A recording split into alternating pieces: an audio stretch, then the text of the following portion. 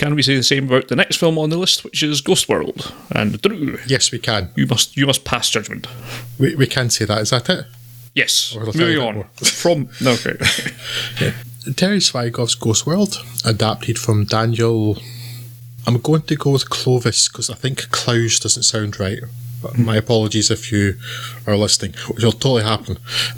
Adapted from Daniel Clovis's comic book by Clovis and Zweigoff himself. Whatever else it does something rare and special. A film about two friends who have just graduated high school and who are therefore about 18 years old, are played by actors who are 17 and 19 years old at the time of release. What madness is this? It will never work. See, it is possible. It's a miracle. And no, I am not going to let go of this bone anytime soon because it really bothers me, and that's because it really matters.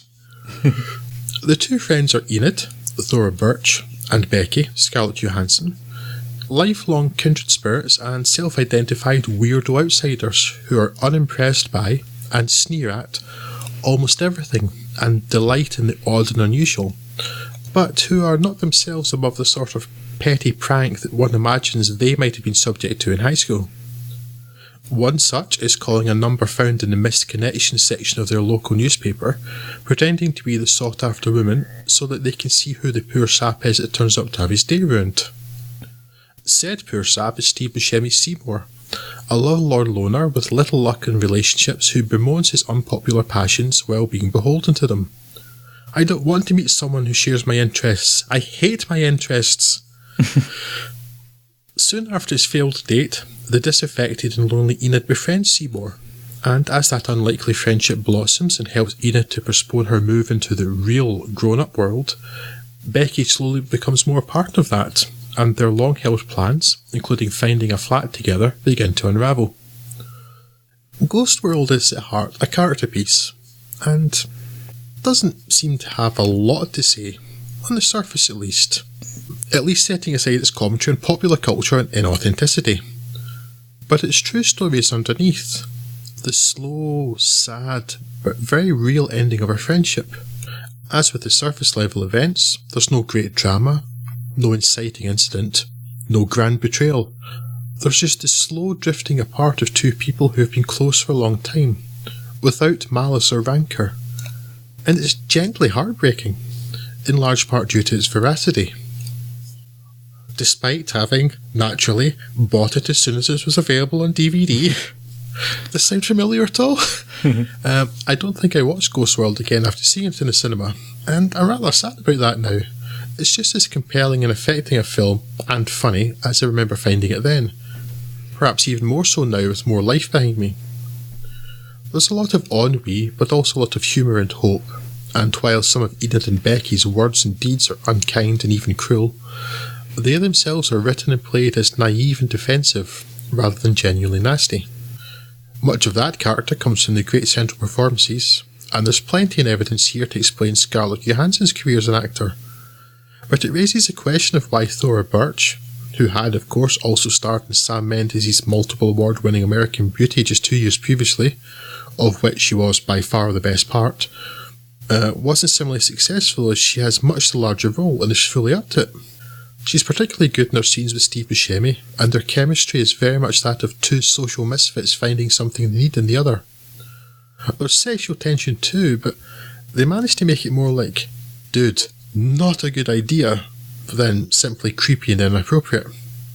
Zweigoff endorses Enid's scathing contempt for the phoniness of those she encounters, ridiculing both the ignorant and the deluded and pretentious, but doesn't let her off and highlights the dangers of her attitude and behaviours.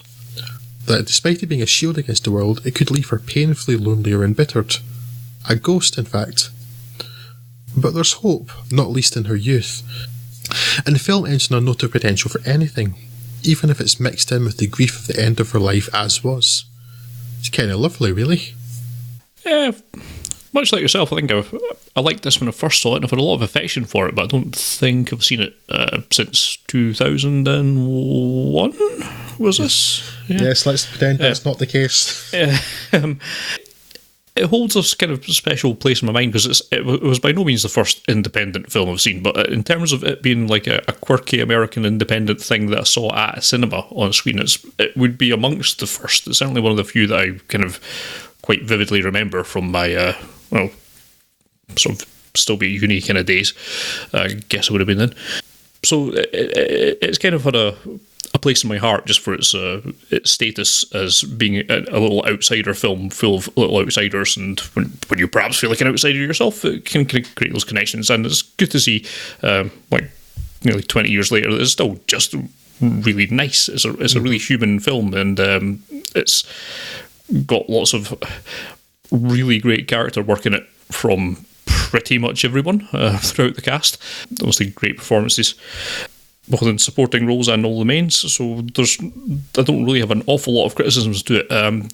Some of the characters, again, perhaps not so much as in American Splendor, but some of the characters are not fully 100% sympathetic, and that's fine, because people generally aren't, particularly younger people who can sometimes be dicks without really thinking about it too much. And it just feels like a very believable relationship drama between everyone that's involved, and it's just as enjoyable now as it was then. It's a really great film. The word you used is one that was in my mind very much too, Scott, is it's human. And while some of it is stylised and the characters are maybe kind of slightly exaggerated, for the most part, nobody feels unreal. No character feels purely a construction.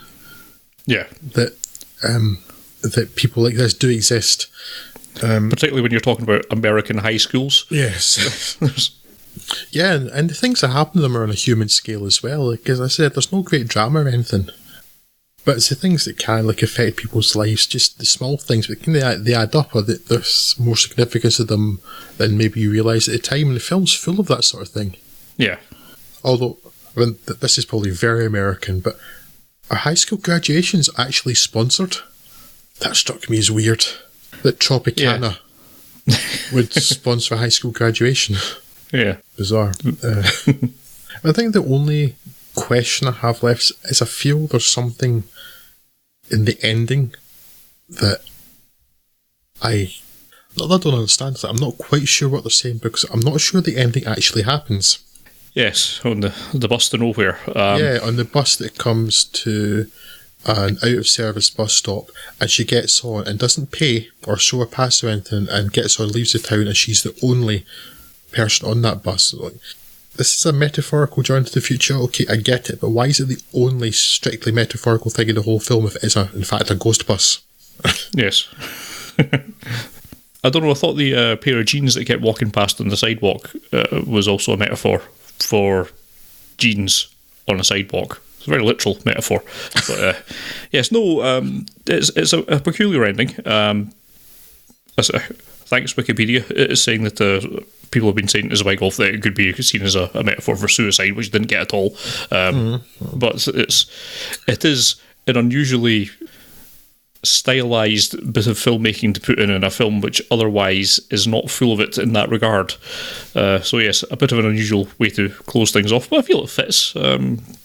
I feel having it be so open-ended as to what's happening in the future kind of works for me, because they're characters who I have had come to quite like and think they have a bright future if they choose to accept it. So it's nice to not have that prescribed for once. I didn't mind it, but yes, I can see it being a little bit of a sticking block for some people. Yeah, I find that ending quite hopeful, actually. It's like the ending of a chapter and going off into new things. I can sort of see that maybe, yes, it was a suicide, but I don't really think it fits. And certainly it would be a jump from what had led up to that point. Yes, and I don't get any particular clues that they'd be that way inclined to do anything like that. So it seems a bit of a stretch, but because Enid's a bit lost, a bit disaffected, but she's not depressed.